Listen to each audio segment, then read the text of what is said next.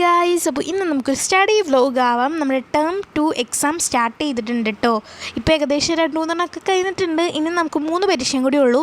നാളെ ഇംഗ്ലീഷാണ് കേട്ടോ ഗൈസ്. ഇംഗ്ലീഷ് ഞാൻ ഓൾറെഡി കുറച്ചൊക്കെ പഠിച്ച് കഴിഞ്ഞതാണ്. ഇനി കുറച്ചും കൂടി പഠിക്കാനുണ്ട്. ഡിസ്ട്രാക്ഷൻ ഉണ്ടാവാതിരിക്കാൻ വേണ്ടി ഫോണൊക്കെ ഒരു സൈഡിൽ മാറ്റി വെച്ചിട്ടുണ്ട് കേട്ടോ ഗൈസ്.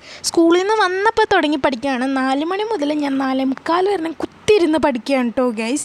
ഇനി നമുക്ക് കുറച്ച് നേരം ഒന്ന് റെസ്റ്റ് എടുക്കാം.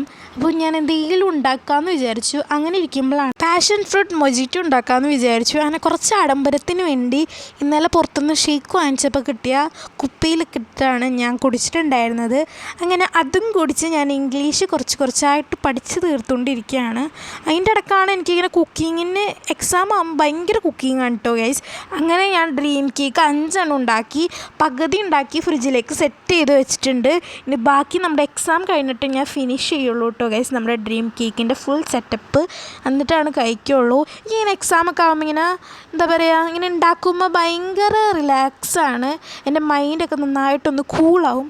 അതിന് ശേഷം ഇതുണ്ടാക്കിയതിന് ശേഷം ഞാൻ വീണ്ടും പഠിക്കാനായിട്ടിരുന്നു. അങ്ങനെ ഏകദേശം ഒരു 12 മണിയൊക്കെ ആയപ്പോഴത്തേനും എൻ്റെ ഫുൾ പഠിച്ച് കഴിഞ്ഞിട്ടുണ്ടായിരുന്നു കേട്ടോ ഗൈസ്.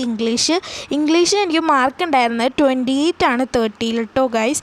അപ്പോൾ ഇന്നത്തെ വ്ലോഗ് ഇത്രേ ഉള്ളൂ. അപ്പോൾ അടുത്ത വീഡിയോ വരുന്നവരെ ബൈ ബൈ.